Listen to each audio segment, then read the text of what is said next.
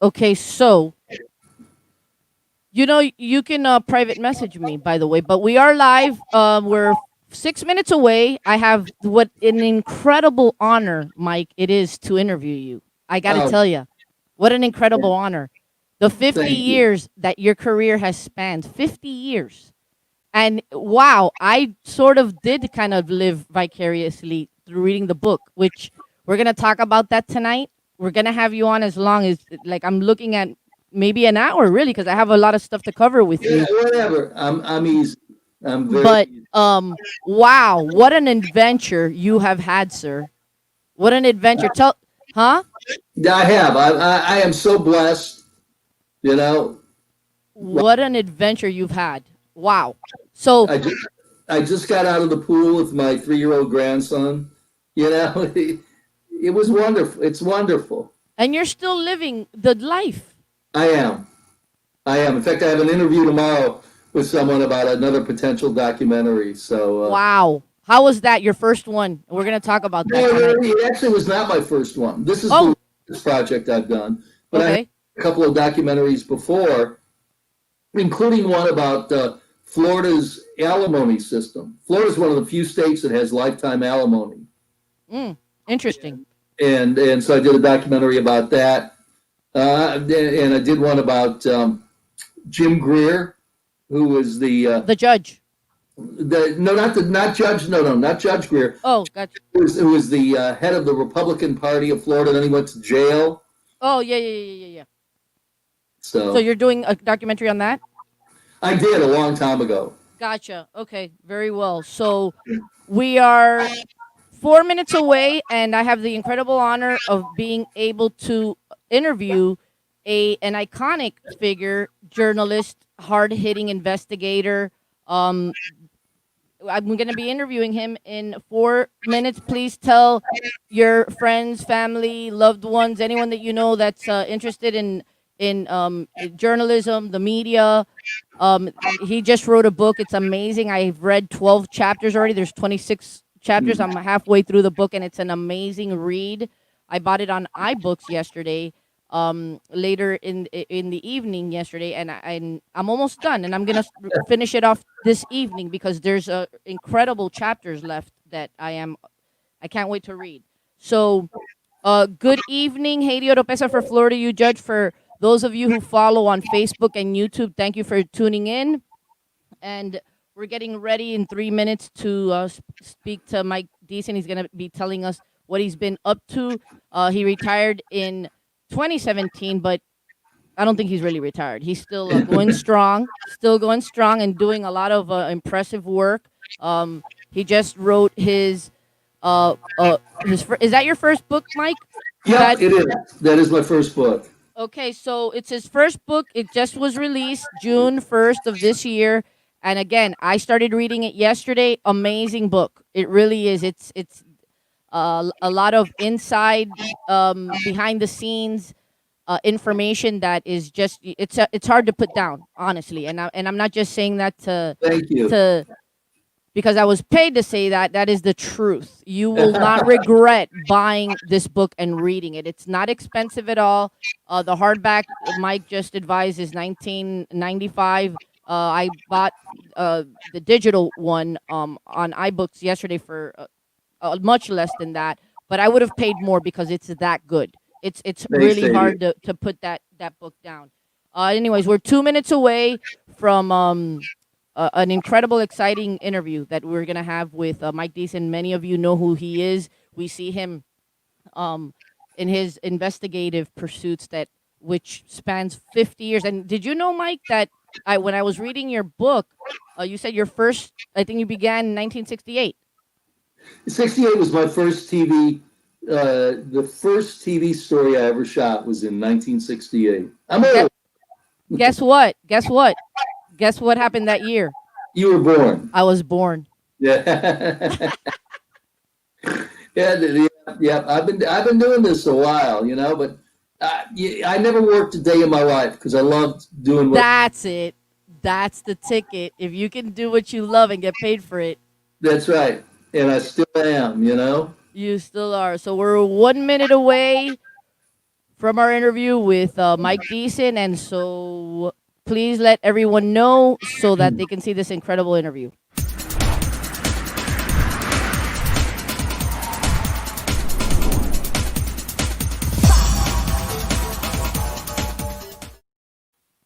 Mike, thank you so much for joining me tonight. Again, Haiti Oropesa for Florida You Judge, and I am here with Mike Deeson. Mike, first of all, what tell us a little bit about your podcast. I upon researching, I started researching some of what you've been doing to be prepared for this interview. Are you proud of me? I am. So I saw that you have this podcast, and it's pretty popular. There's like I think maybe 800 followers already. You have Third Yeah. Opinion podcast. Tell us about that.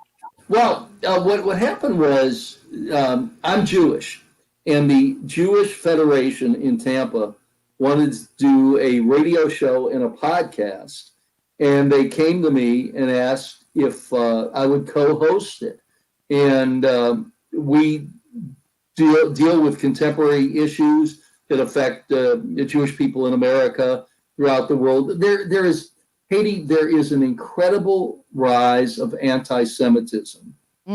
Talk about that a lot, and our podcast is designed to bring people together so that we will realize, regardless of race, religion, where you were born, we're all on this planet together, and we need to live and love each other. And that's basically what the podcast is about. But we do deal with each week as we find anti-Semitic issues going on. We talk about that. We talk about all sorts of things.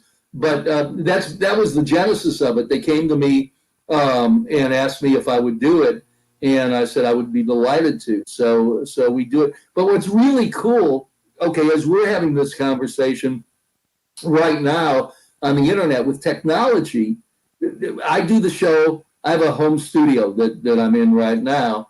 I'm here. My co-host is on the line with me when we do it. And then we always do interviews and all. I edit in the interviews and all of that. But I'm able to do it from my home studio. Amazing. Me too.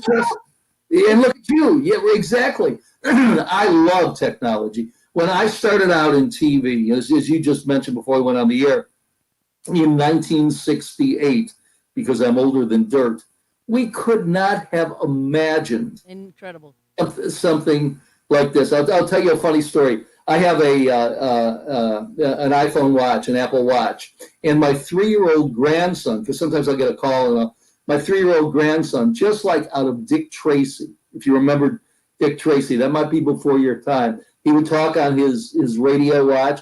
Well, my grandson sometimes, my 3-year-old, will go like this. He'll go, I'm calling someone. The technology is just so amazing and allows us to do just terrific stuff. Look at you though. You're not missing a beat. You're there, keeping up with the technology. And there's a chapter where it's very interesting in your book, Bad News for You is Good News for Me. There's a chapter which you take us on the evolution of how it was when you started and how we are before, even with the there was only like 3 major networks. Now that's right. And when I started, we shot film, black and white film, and actually silent film initially on a wind-up Bell and Howell camera with 3 turret lenses, and then eventually we moved to sound on film and color film. But the first TV stations I worked for were black and white. You know, I mean, I'm a dinosaur in many ways. I've seen so many changes come through. I'm amazed we could get the stuff on the air back then. You know what was amazing to me when you're talking about that, when you started talking about the film budget, right? There was a film budget, and sometimes your photographers, your tech people, a great emotional moment, raw moment. That was awesome. And some knew when to start filming, despite it being a pre-interview, so that you wouldn't spend. Right. Well, okay. You're exactly right. Back in those, film was very expensive because it had silver in it. And when the price of silver went up, it was just prohibitively expensive. So when you went out to shoot a story each day, your film budget, as they said, was 1,200 was 400 feet, which was 12 minutes. So unlike videotape, or now we shoot on little SD cards, you couldn't go on forever. So you'd go to talk to someone, and you would do a pre-interview before you really started the film. Well, sometimes if it was an emotional subject, they'd start crying or tearing up, and the good photographers would roll on it. They'd realize that was a moment you wanted on film. Some, not many, but some were paying no attention, and they'd turn to me and they go, "Oh, did you want me to roll on that?" And I'd go, "Oh man."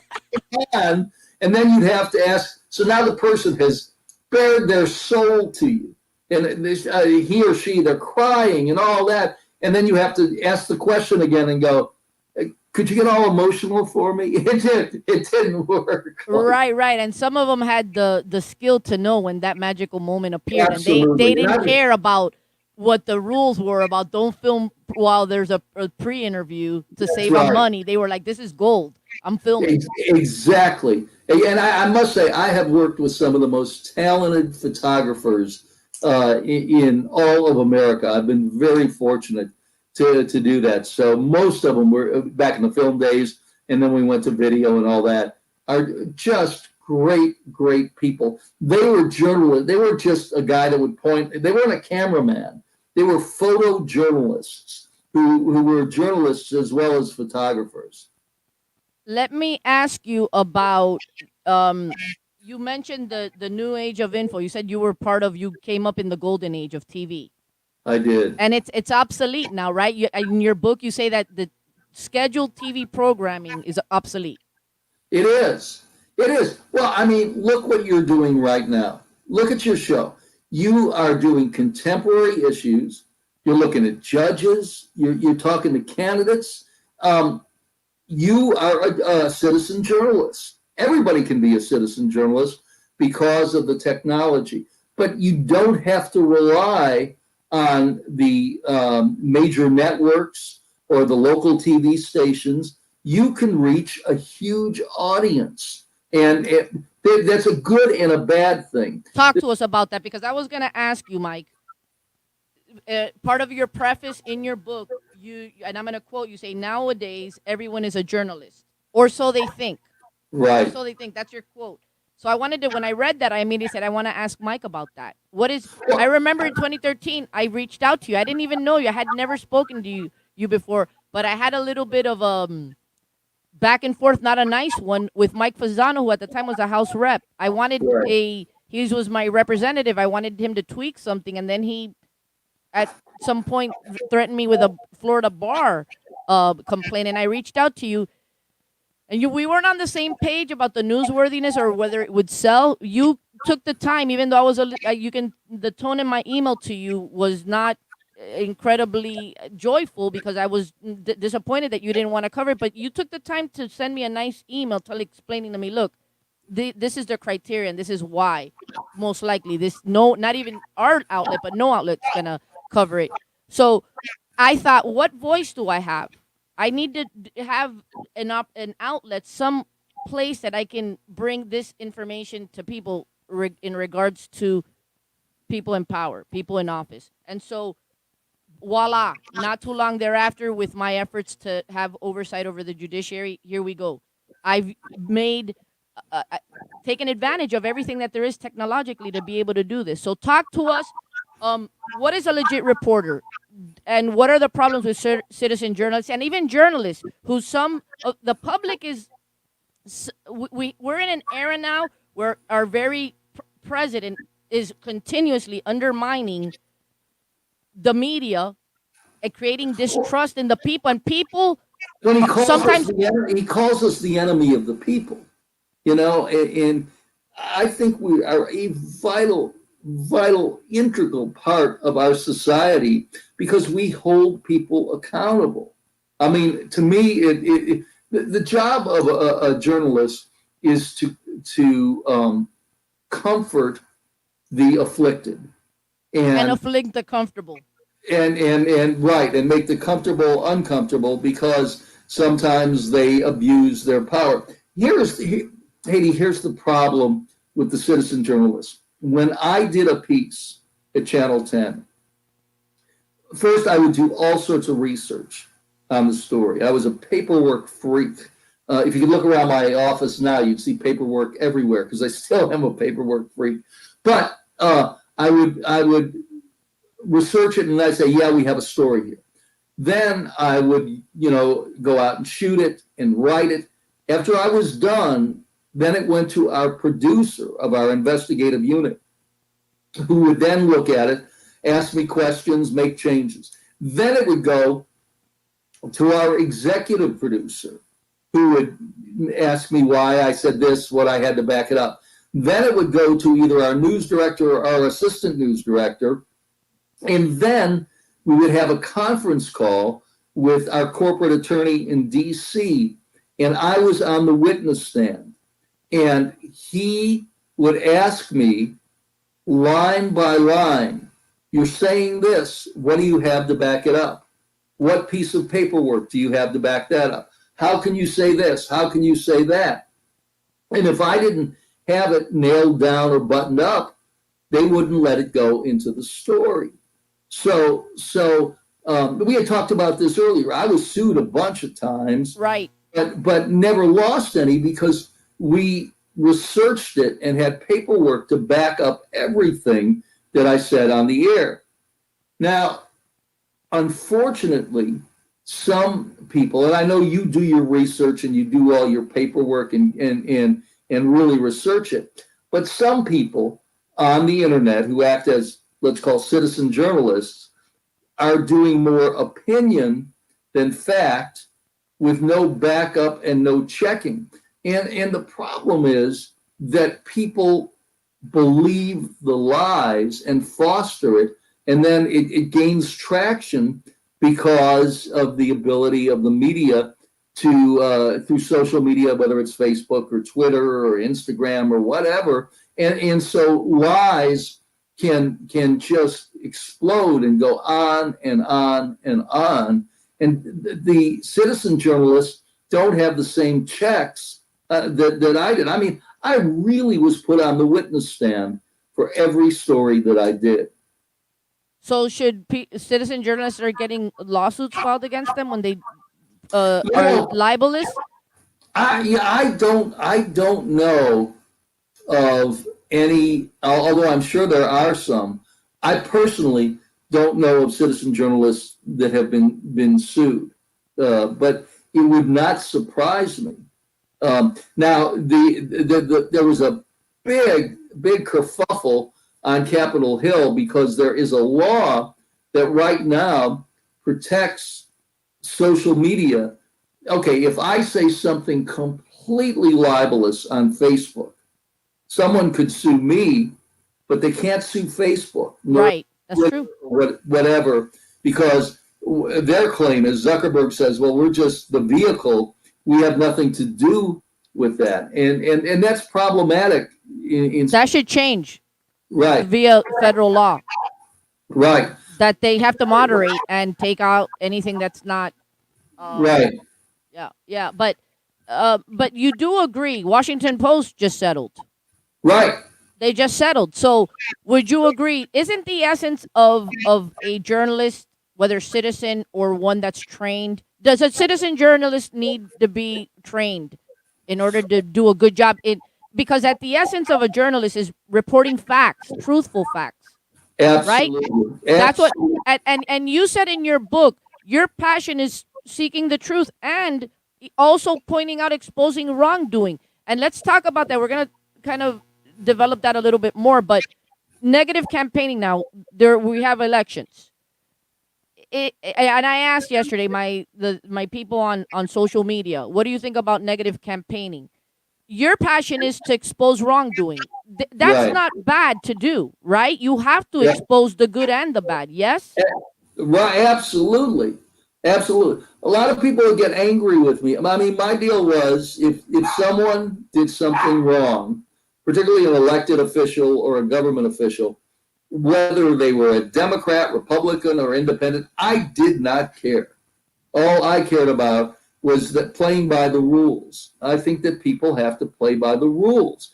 And if someone was not in a powerful position or getting paid by the taxpayer, I went after them and tried to expose that. I think that's really important. But you talk about negative campaigning. Everybody, you did your survey.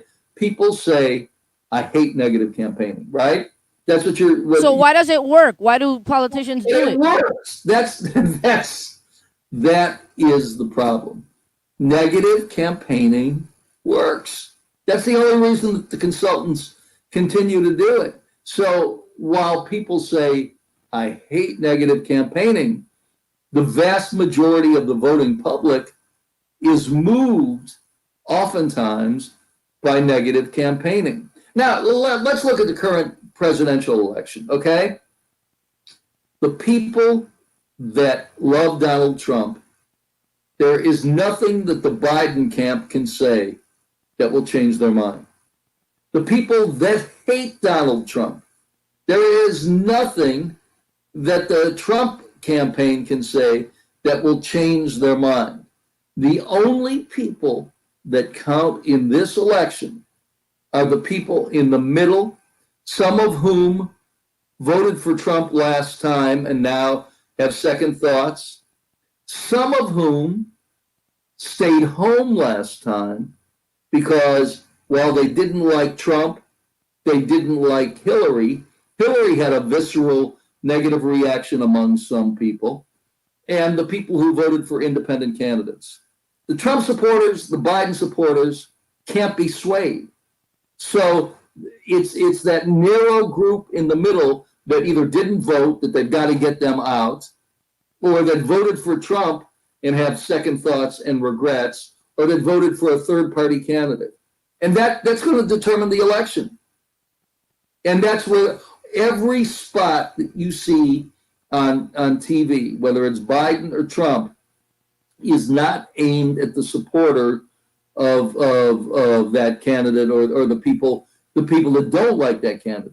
It's aimed at the people that are sitting on the fence. So I think we as a citizenry, we should just be discerning, and not totally reject anything that might appear as negative if it's truthful, and we need to consider it in upon selecting um persons to office. Right, right. But speak But you speak also have to keep in mind the ads lie.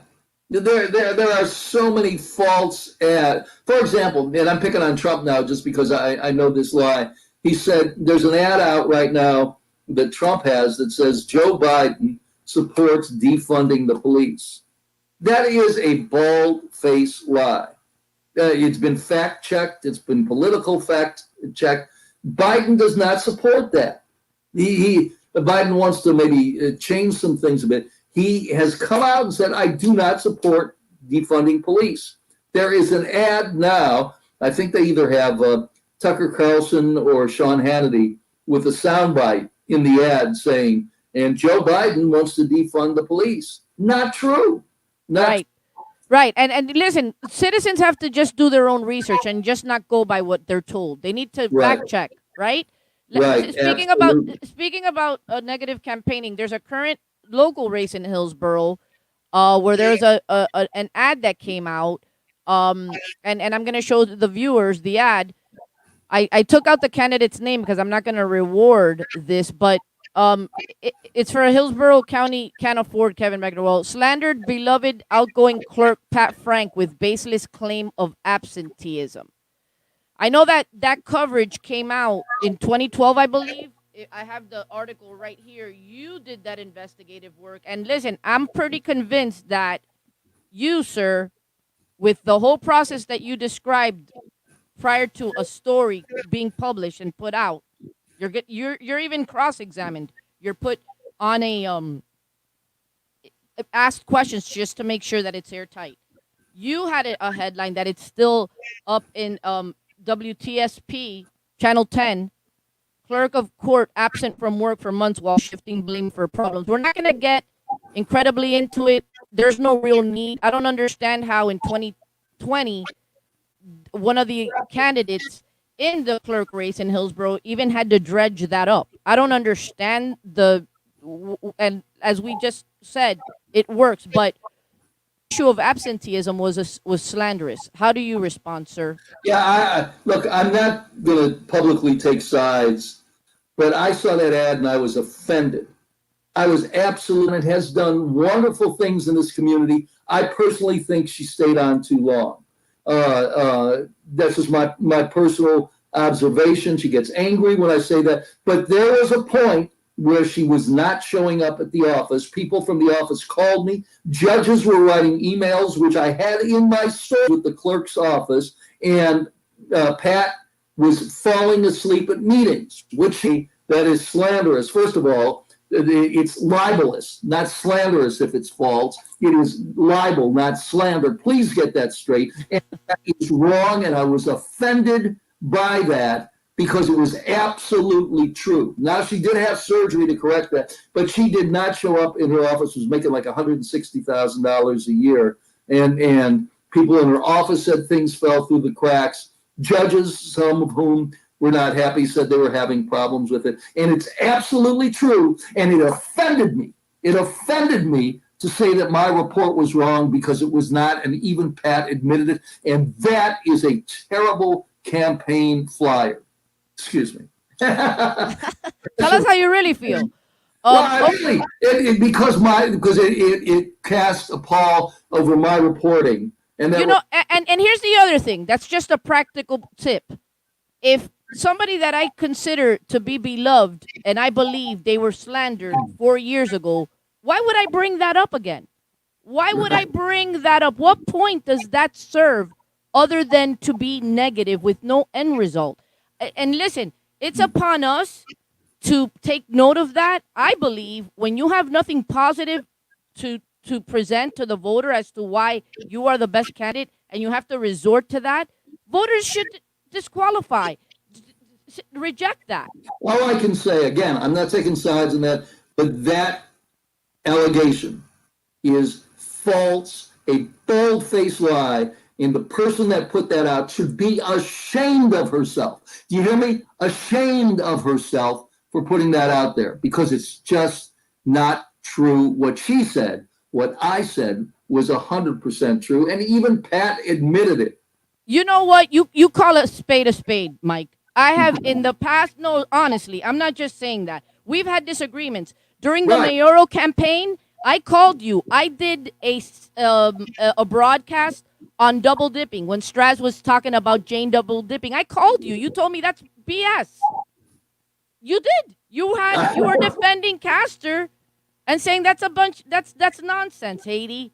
Okay, and I remember also during the Ober race, I was supporting Ober, and I caught you in one of your stakeout moments that we're gonna talk about too, because you talk about that. You never ambush people. I always tell them I'm coming. Here's the deal: when I would do a story, I would always do all my research, get it all together, and then the target of the investigation. The attorneys hated when I said the target, but the truth was they were the target of the investigation. I would call them and say, "I'm doing this story. It's a bad story. It reflects poorly on you. I want to give you an opportunity." And that's classy. To comment on, and sometimes they would say, "I have no comment," and I would say, "That's absolutely fine, but you're going to have to say that on camera." And I said, "You can either do it in your office, which is your domain, or you can do it on the street, which is my domain. And don't say it's an ambush, because I'll tell you where I'm coming. If you're a public official, I'll get your schedule. And I'll tell you every day, I'm going to be at this event. I'm going to be at that event. I'm going to ask you on camera." You know that I caught you in one of your stakeouts in the Hillsborough County Courthouse? I'll never forget. I saw you in the hallway, and I came up to you. I was all excited. "Hey, Mike." And you're like, "Oh," I'm like, you were waiting for Pelzer to walk out of the courtroom. Remember Alexander Pelzer? That's the story. In the over.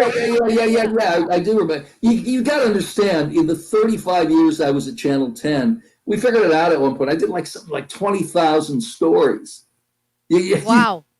So there's a lot of stories that just, people will come up to me and they say, "You interviewed me in 1984. You remember me?" And I try to be as nice as can be, but in most cases I have to say, No, I don't. Well, you know what? I'm glad that I had that opportunity to see that. Why are there not more reporters that have that style of doing the not the ambush? Because you're correct. When I read your book, you said I don't. I give you fair warning. Do you think it's a problem? Sometimes I encounter that as a citizen journalist, where I ask a question and a uh, somebody in office doesn't want to respond. And recently, for the first time, because I've seen other blogs, outlets say, you know what, if you're going to ignore me, I'm not even going to take the time out of reaching out anymore. Because I Right. think that persons in office should at least say no comment. Am I wrong on that? No, no, no. I think if there's an allegation, people who are particularly in elected offices, Yes. nobody put a gun to their head and said you have to run.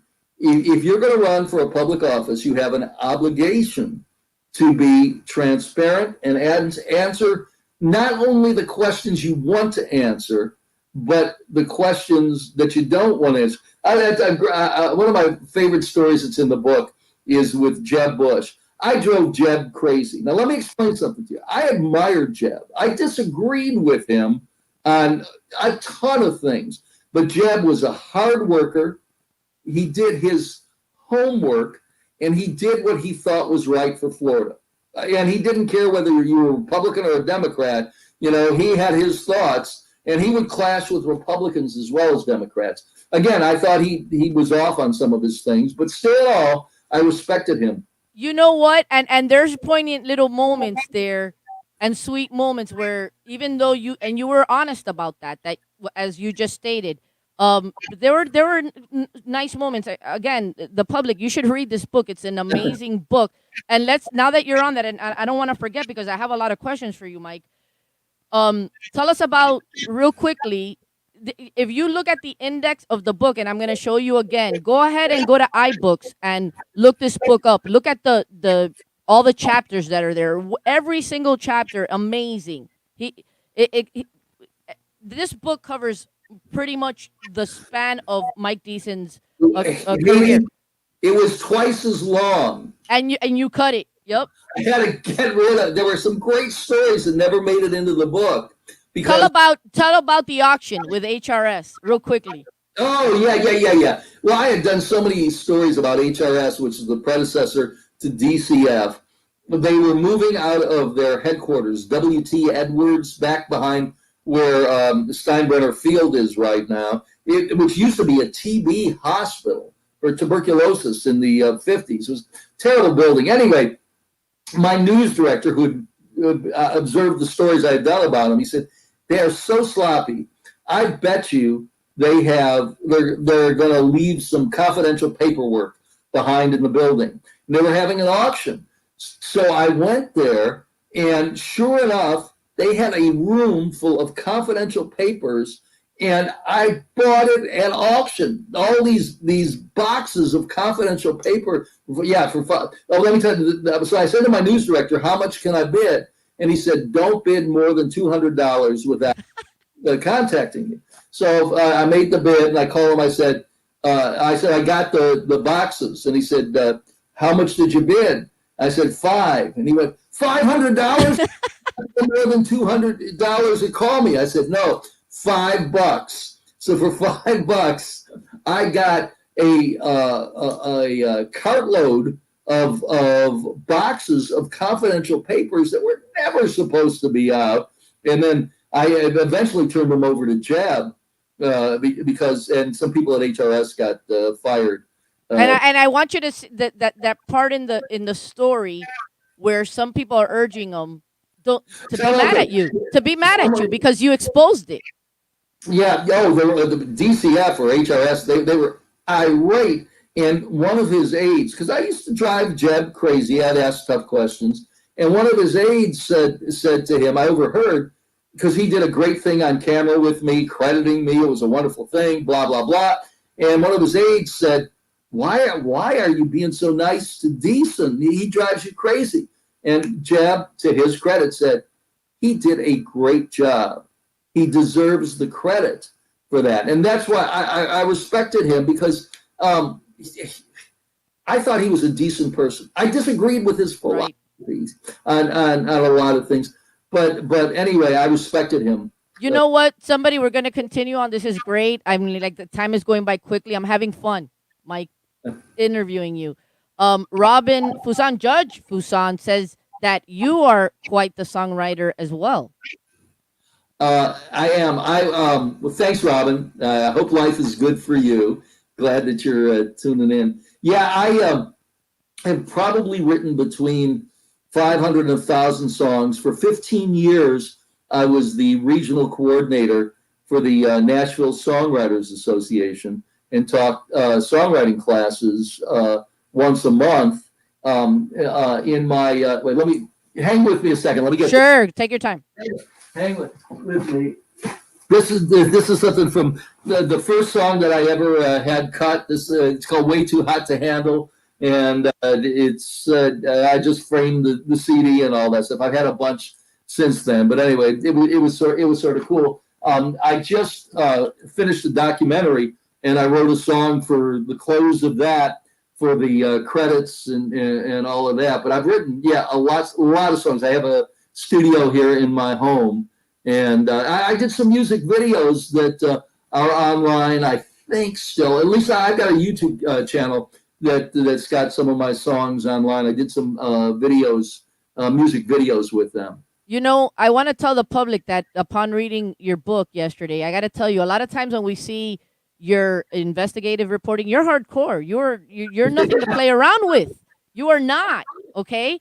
I want to say this to the public. There's a real compassionate, sweet side of you. No, thank you. So yesterday when I was reading the book, I was like, oh, I like Mike more now because it's not just that rough exterior that the public has grown accustomed to seeing. It's you really have a soft side to you too. Well, it's funny. My friends who that I know really well, when they would see me on TV being the crazed person I was on TV, because I'm relentless. I will agree. They would say to me, "Who is that guy?" When I'm not doing journalism, honestly, I am the most laid back, easy person in the world. I'm blessed. I am a happy camper. I have a wonderful family, 2 kids, 2 grandkids, and I have riches beyond what I deserve. And so I'm a really happy person. I just get crazed when people take advantage of the public, and I feel it's my job to stand up for the public. I'm a representative of the public to say you can't do that. Thank you. That's something that I'm very passionate about, and you know what? Sometimes it makes me enemies, Mike. Yeah, but what's funny, most of the people, not all, but most of the people that I have done really tough stories on, really, I get along with really well. Let me tell you one of my favorites that did not make it into the book, Kevin White, the former county commissioner. I did a ton of negative stories about Kevin. From the time he was on Tampa City Council and wanted to raise the salary the next week, when he bought his suits with campaign money. In fact, he met me at the tailor where he did that. So Kevin, this is a story that's not in the book. I'm playing golf. I play golf one Sunday morning, and my phone rings, and I never answer the phone unless it's my wife, my daughter, my son, or one of my grandkids who's old enough to use the phone. But it had a 404 area code, and I thought I better answer it. So I answer the phone, and I hear somebody whispering, Mike, this is Kevin. Kevin at the time was in the federal penitentiary in Atlanta because he had been arrested and convicted on bribery charges. And I went, Kevin? He goes, yeah, it's Kevin White. I'm calling you to find out what's going on in Tampa. I said, Kevin, call your wife, call your kids. He said, oh, I've already done that, but now I want to know what's going on in the news, and you're the guy. So I had done all these negative stories about Kevin. And wow, and he came to you for the truth. What was going on? What was going on? Pam Iorio. Pam had lived a charmed career. She was the youngest county commissioner ever elected in Hillsborough County. I think she was 26 years old. Everybody loved Pam. She did a great job as supervisor of elections during the 2000 election when everything was just going to hell. And she was the head of the state supervisors of elections. And then she became mayor. Well, when you're mayor of a city like Tampa, you're going to screw up. You're going to do a lot of good things, but you're going to screw up. My job was to report the stories she screwed up on. And Pam would get angry at me and mad. By the end of her 8 years, she gave me the first exit interview, an exclusive when she was leaving. Wow. And said to me, you know what? You toughened me up. You made me a better politician. You were just doing your job. And I was doing my job. And now when I see her, I run into her every once in a while and she'll go, Mike, I can't even remember what it was that you did that irritated the hell out of me. She said, I'm appreciative of what you did. So I get a lot of negative stories, but, we get along. Kevin and I get along. I know some people don't like me, and that's okay. It is what it is. Yeah. If you're for everyone, you're for no one, I always say. That's right. That's right. What would you do before I go on? And I want to cover a couple more aspects of the book. Again, it's really, really, you can't put it down. It's that good. It has some juicy information behind the scenes. Right before I go back onto the chapter dealing with presidents, because you covered everyone from Gerald Ford to the present. Yes? Right. Good. Amazing. There's stories on most of the presidents, or some of them that you covered. What advice would you give the new generation of aspiring journalists? Here's the deal. I am not the brightest bulb that ever came along. I am not the best journalist that ever came along. But I always said I would outwork anybody. To be a journalist, and particularly an investigative reporter, which is the best job in journalism, it's hard work. It's really hard work. You've got to put in the time. You've got to put in the hours. So if you want to do that, you've got to, so some people that are, and I sound like an old fart, because I am, but it seemed to be, they just want to be on TV. Look at me on TV. I didn't care about that. They didn't hire me because I was pretty. They hired me because I worked hard and got the stories and developed sources. You have to deal with people on a one-on-one basis. I would have coffee or lunch or a drink with all sorts of people to get to know them. I would talk to them. Bill Clinton, you were talking about presidents. Talk to me about that. Yes, because I want you tied Bill Clinton into your takeaway. Yeah. I kind of skipped chapters a little bit. Yeah. I wanted because there's a lot of interesting, and I just wanted before you tell us the takeaway from Bill Clinton, because that was a real good story about him. Okay. You have you talk about war zones and General Norman Schwarzkopf, A Date with Death, executions. We're not going to go into that. It's a pretty interesting chapter. You're pro death penalty. You're pro death penalty. I am. Super funny. Dick Greco, the Teflon mayor. There's some real funny stories. We're just gonna to not give everything from the book away, but he pinched the. Here's the story. Dick. Okay, I loved it. So Dick told me this story. Dick told me most of the stories about him. But anyway, we were remember back in, I can't remember what year it was, 2011 or so, maybe even earlier. We were trying to get the Olympics in Tampa. Ed Turanchik was leading a drive for that. And all the leaders from Tampa went to Atlanta to see how Atlanta dealt with the Olympics. And as we were there in advance, as the Tampa contingent lands, Dick gets off the plane. He comes up to me, grabs me, goes, Mike, you'll never believe what happened last weekend. It was the weekend of Gasparilla, the weekend before. And Dick had hosted the mayor of our sister city in Spain and his wife.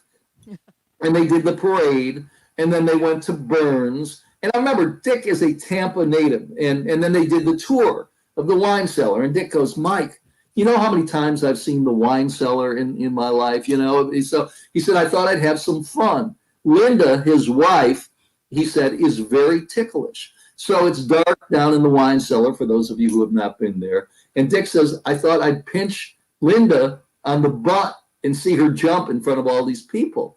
And he said, so I pinched her and she didn't jump.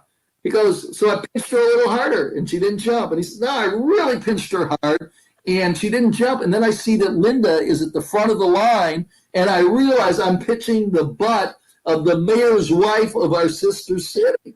So now Dick, they go up to the dessert room, and Dick goes, "Oh man, I've created an international incident. What in the world am I going to do?" So he says, "I better tell the mayor." So the mayor and his wife are standing there. He goes, "Mr. Mayor, I'm so sorry. I've got to tell you, I was pinching your wife's butt as we were going through the tour in the wine cellar." And remember, this is Dick telling me the story. And he goes, the mayor's wife starts laughing. She can't control herself. And the mayor from our sister city says, "I've never seen her laugh like that." And Dick, maybe you ought to pinch her on the butt more often. that's, that's That's funny. yeah. That's funny. Listen, I'm gonna tell us about Bill Clinton. Bill Take Clinton. away. Okay. Uh, I covered Clinton a lot, but I really got to meet him after he was president. He was campaigning for Bill McBride, who ran against Jeb in his second term. And I was in a press contingency that followed McBride around for the last week of the campaign. One of my good friends was following Jeb around. So we're flying around to to airports in small planes. First thing I do when I get off of a small plane is run to the bathroom because there's no bathrooms on the plane. So I go, I think it was in West Palm, I'm not sure. So I go to the bathroom, I push the door, it opens up, it's Bill Clinton. You don't expect to see Bill Clinton and I went, "Mr. President," and he goes, "Come right in. There's plenty of room." So that's there in West Palm. Then we went to Miami, and then we went to South Beach, and it was a caravan of vehicles, and we got the same presidential coverage and all that with the stop in the traffic, and then we stop in front of a Starbucks in South Beach. And we're on the press bus. There's like 8 of us or 10 of us. And I say, I got out, "What's going on?" And Clinton goes, "Well, we're a little early. I thought I'd buy the traveling media some coffee." Secret Service storms the Starbucks, scares the hell out of everybody inside. We go in. I'm first up. Clinton goes, "What do you want?" I said, "Just regular coffee." He gives it to me, says, "Cream and sugar in the back." I said, "No, I drink it black. That's fine." So we go outside now. And we're standing in a circle. And it's Clinton, me, Bill Nelson, who was the senator at the time, the photographer I was working with, another reporter, another photographer, and Chris Tucker, the actor, who had been friends with Clinton. In fact, they had gone to Africa together, and Clinton said, "That's when I realized I was no longer president," when everybody said, "Who's that old gray-haired guy with Bill Clinton?" But anyway, so Clinton's next to me. I'm drinking my Starbucks coffee, and I turn to him, and I play reporter, and I start asking him questions. And Clinton goes, "Hey, you know all about me. I want to know about you." So he starts asking me questions. What's the difference between local TV and national? What are your favorite stories? Blah, blah, blah, blah, blah. So we're talking maybe 5-10 minutes, and then he goes around and asks similar questions to everybody, including Bill Nelson, the photographers, and all that. It's been 15 minutes at least since he said a word to me. And he turns to me and says, "Mike," first off, he remembered my name. Remember, this is the former president of the United States. He goes, "Mike, there was something you said earlier that I want to get a clarification on," which meant he was listening to me. And that was one of the greatest life lessons I ever had, that if the former president of the United States can pay attention to what I am saying, shame on me if I don't pay attention to what anybody is saying to me. So when I meet someone and I try to shake their hand, they tell me their name, I say it, I want to remember it and listen to what they are saying. And that's what one of my things of advice to young reporters, whether it's the janitor at the Hillsborough County Courthouse, they sometimes have the best information in the world, or it's a Hillsborough commissioner. You want to pay attention because everybody has value and worth. And I learned that from Bill Clinton. Honestly, it was one of the most important life lessons I ever had. And like I say, shame on me. You've been at places, I know, where someone's talking to you and they're looking down. That's true. and I've done it. I'm gonna Yeah. take. Well, I'm gonna cop out to that. I've done it, and it's wrong. it's wrong. So I try never to do that. Always remember a person's name. And I got some of the greatest tips from secretaries who would tell me about their kids, and then I'd come back if I met a secretary, and then I said 4 weeks later, how's your daughter Sophia, and they would go, you remembered my daughter's name, you know. Right. And you know what? Speaking of tips, you do say in the book that like 99% of the news stories that you've pursued came from tips. So we Absolutely. have the time has gone by so quickly, Mike. I wish you come back again. I'm gonna cover now, show the viewers what you've been also involved with creating documentaries. The most recent one you have done is Broken. What's the status of that? But before we go into that, I want to just we don't have time. I want to dedicate some time to the documentary and to let the viewers know. I just wanted to also say to Kimberly DeFalco, she's I don't know if you know her. She's amazing. She's a journalist herself, incredible documentarian herself. In the photos that she takes, she just covered the protests and amazing photography. Star Lynette Brookins, wonderful advice on the listening. We all have to learn how to listen more and talk less, right? Maybe that's why Absolutely. God gave us two ears and one mouth to just to let us know that that's what we need to do. You Um, got it. I like the viewers engagement. So Craig Fawcett will just revert real quickly before we go on to the documentary. Facebook is taking a lot of things out. Is there anything that you want to say? And that was in reference to our discussion on Earlier. information dissemination, truth, facts. It appears some now there's an issue of social media. These huge conglomerates, corporations are being biased or censoring or slanting. The information. You want to address that real quickly, Mike? Right. Yeah. Well, it says change. You see the change the battery pack. You okay?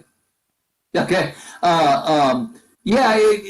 They are trying to crack down, but there's still a lot of false information. You got to check it out. Listen, I had a friend who would send out these crazy things that I would then check and then send. He'd send out mass emails, and I'd say, please do not send this stuff out until you check it out and make sure it's true. Right, right. Okay, so we're gonna go into your documentary now. I just want to let the public know I've halfway through with the book.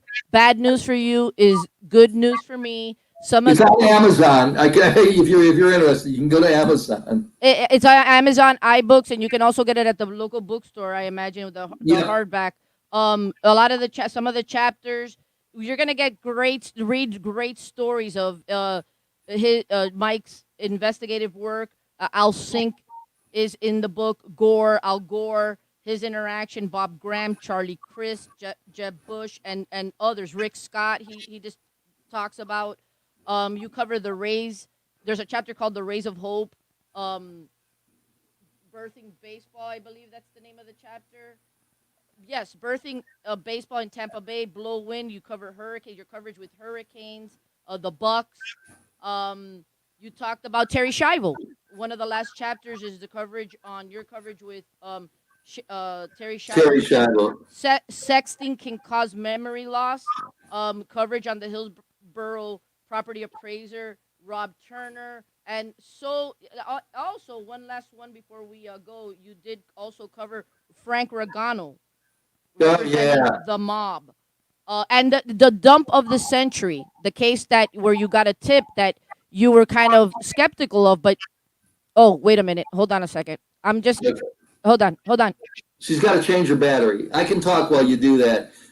Yeah, Frank Regano was really interesting. Regano wrote a book called Mob Lawyer, and I did extensive interviews with Frank about that. He was the attorney for Santos Traficante, and also the attorney for Jimmy Hoffa. And Regano was Mike, is that that's what happened when you would get into little uh situations with technology? You just keep going, right? I had to go and I had to change my battery pack. Okay, yeah, so you cover so much in this book. It's a must read. I recommend it. Great. So let's talk about your documentary. We have 11 minutes left. Again, it's called Broken, the documentary, and we're going to go ahead and now play a little clip of the documentary. Okay. Understand why you want to see them.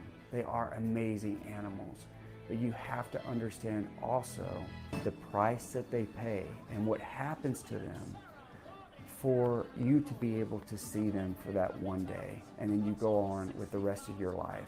If you knew every detail that happens to these animals, you would never come back. And that's why this documentary is so important, because most people who go to a circus think that the elephants they see there are being protected. And in many, if not most cases, they are not. That's a lie, and we need to change that, because there are very basic animal welfare standards, and I'm talking about rudimentary elephant welfare standards, just to keep them alive, that are being ignored. What about the videos? Not all of the videos that you see out there are real. A lot of them are staged. A lot of them are fake. I haven't seen beatings. I've seen people in the ring with an elephant guide showing their elephant where to go. I have never seen them take one and beat an elephant. It's all done to pull the heartstrings of people, so they will donate to animal rights groups. So they'll come sit out in front of the circuses and say, ooh, circus is cruel to their animals. I have never, ever been in a circus where animals were treated badly. Never. I have not personally, and I have been on many different circuses. It's an utter nonsense to think that we could fake this type of footage. I mean, it was just so ridiculous. They're all in different locations. It's shot by different organizations. We've shot hundreds of hours of this violence. There's no need for all these roadside zoos and all these little circuses that are living on the edge, and these animals are stuck in the back of a trailer. You know, let's clean this up. They could do. Okay, that's a clip from Broken, the documentary that you just completed. Give us a status on where is that at with the Sundance film. I'm really proud of the documentary. It was a 2-year process. I traveled the country from Northern California, Southern California, Washington, Philadelphia, all over, doing this documentary. Elephants are, and all animals in the circus, are treated terribly, just absolutely terribly. And a lot of people think since Ringling shut down, there are no longer circuses with animals, which is not true. There are some small and even larger circuses that have these animals. And I think this possibly is one of the most important pieces of journalism that I've ever done. It is just heartbreaking, which is just killing me. Kimberly, you're asking when can we see it in its entirety? Here is the deal. We have submitted Broken to the Sundance Film Festival. The people who hired me wanted to do that. I mean, and if it gets in, it changes our lives. Sundance requires the world premiere if they accept you. And the odds are against us being accepted. I just got to tell you, there are so many people that submit to Sundance that was started by Robert Redford. So I can't show the whole documentary until we find out what happens with Sundance. We'll find out December 7th whether we get in or not. And as I said, if we get in, it changes our life. The documentary will definitely get on Netflix or Amazon or something like that. If we don't, then we have some other plans and all. But I can't do anything and do any public showings as much as I'd like to, because after you work 2 years on a project, you want people to see it. Right. Until after Sundance decides. And if they say yes, Sundance next year is in January. And then after that, the rest of the world can see it. Okay, so Michelle Williams has chimed Hey, in. Said Michelle, great how are show, you? Thank great you. show. Janine Cohen wanted to kind of comment about the ads, the presidential ads. She thinks they're ridiculous. She kind of touched upon the race that we touched upon in an objective manner. You're not for one or the other. I don't Right. want the viewers to think that at all. She says Kevin Beckner deserves to win. That's for the Hillsborough County clerk. But okay, so we have 6 minutes left. Woo! I Yeah. didn't think I was gonna get able to go through everything because there's so much questions that I had. Um, the takeaway chapter of your book, a lot of good advice. And read the book. Read the book. It's out and it's great. And I wish that you can come back again in the future to tell us I to keep really us. do. Let me say this, Adi. I really appreciate this opportunity. The people in Tampa Bay have been so wonderful to me. I really always tried to keep their voice, their representative. And even though I made some people angry because maybe some of their favorite politicians or so were caught in doing something illegal or untoward or something like that, I always tried to serve the people in Tampa Bay. I love this area. I came here, I was a young man. I've been here almost 40 years. It's hard to believe. But the people have treated me so kindly over the years, and I never wanted to misplace their trust in me. And so when I was doing a story, let me tell you one really quick story. And I'm gonna let you. We can go over a couple of minutes after 7. I don't care because you're worth it. You are worth it, sir. Yes. I want you to say one more story. We're gonna end on that good tip. I know that some of the times when we've spoken before, we haven't agreed, and yet I still want to talk to you. Why can't that be represented or reflect our country? We can have disagreements. Does that mean Yeah, we have to like burn a bridge and go scorched earth on someone just because we don't agree? Why does that have to be the status quo? that drives me crazy. One of my best friends has completely different political views than I do. And we are best friends, and we have political discussions. I mean, about why this is right or that is right or what. But we are still best friends. I never insult him. He never insults me. I say, I think you're wrong, but I respect your reason for saying that, and we're best friends. And he sees some of my points. I see some of his points. We have lost civility in our country, and I think that is so sad. It's all right to disagree, but to denigrate people is just not right. And I must say, I have to put some of the blame on the president. I do. I just why he Listen. I have people in my family that support the president. And listen, I'm a Republican. I have friends that are totally hardcore Democrats, and we love each other so much, and we respect our differences. The other day, I wrote on Facebook, "Be careful in fighting for freedoms that you don't deprive other people of theirs." We're a country where there's freedom. Just respect absolutely. everybody's individuality. If they differ from you, and it's hard for me sometimes because I get irritated sometimes when I'm discussing politics with family members that I love very much. But we gotta stop that and let you know. I can honestly say I have voted for Democrat, Me Republican, too.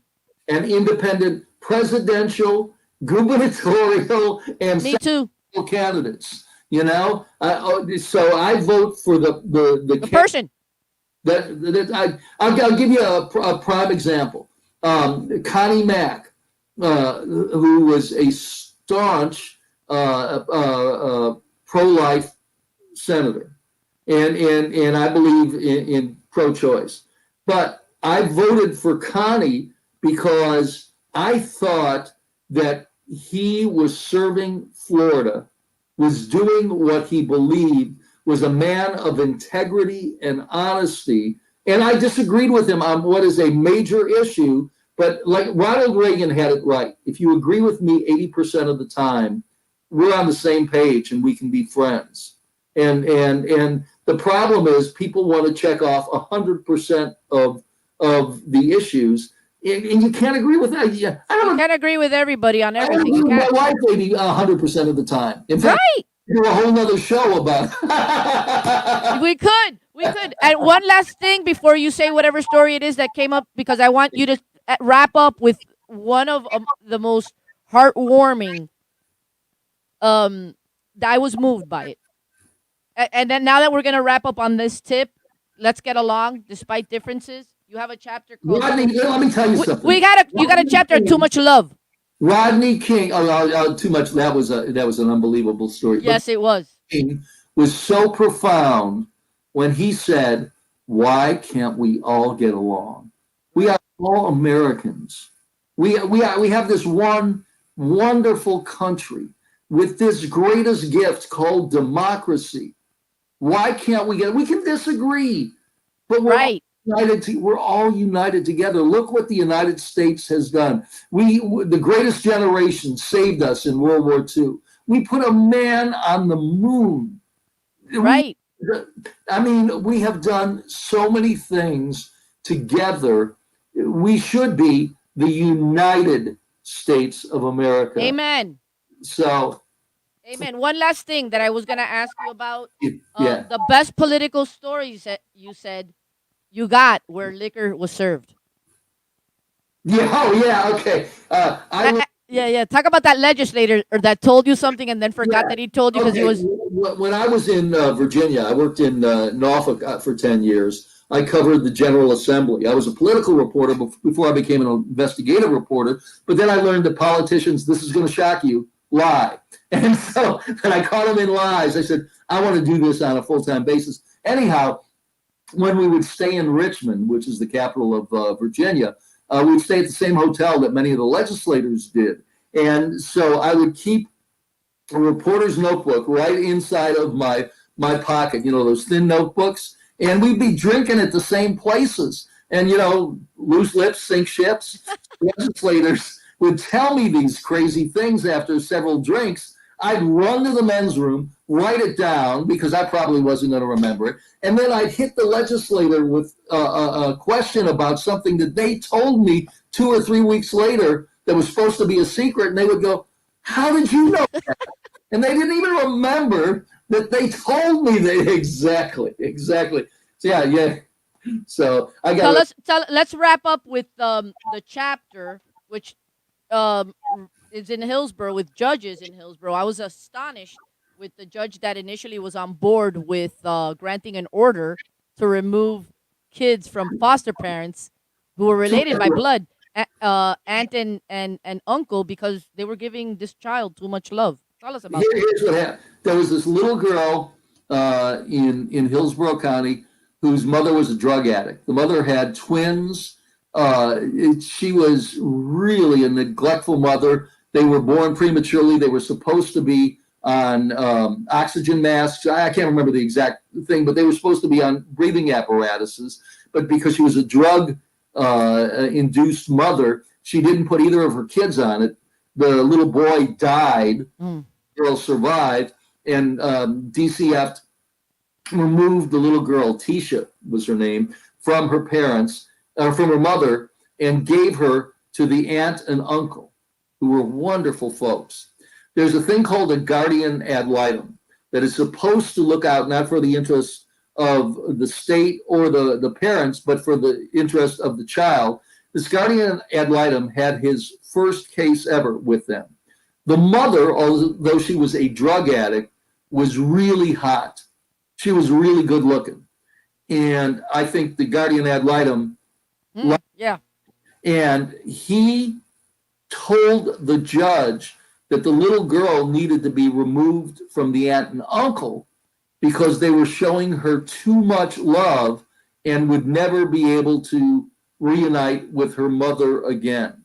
This was so egregious that DCF workers broke the law, not one, but several, and called me and said, "You have to do a story about this." And so in DCF cases, they're usually never clean. There's always something wrong. Well, I did all the research. It was clean. This aunt and uncle were wonderful people. I went out to interview them as the DCF workers had to remove the little girl from the aunt and uncle. Honest to God, everybody was crying, including me, and DCF workers, but they had a court order. They're taking this little 2 or 3 year old girl away from her aunt and uncle where she had seen real love.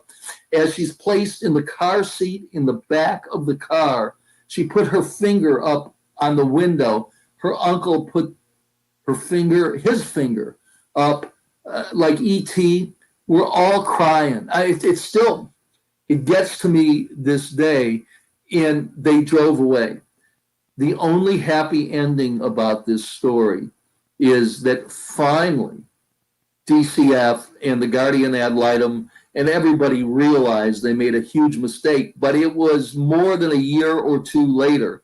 She was reunited with the aunt and uncle, and then I think she was 5 or 6 years old when she sat in Judge Jack Espinoza Jr.'s court, who was doing family law, as he made the adoption final with her aunt and uncle.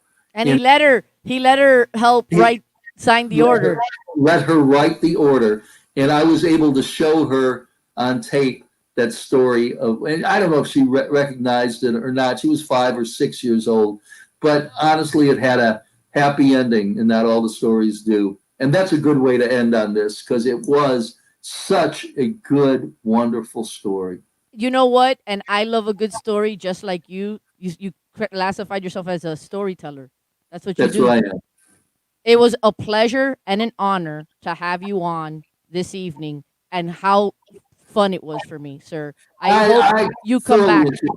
I will. Thank you so much. And to the people of Tampa Bay who are watching, thank you.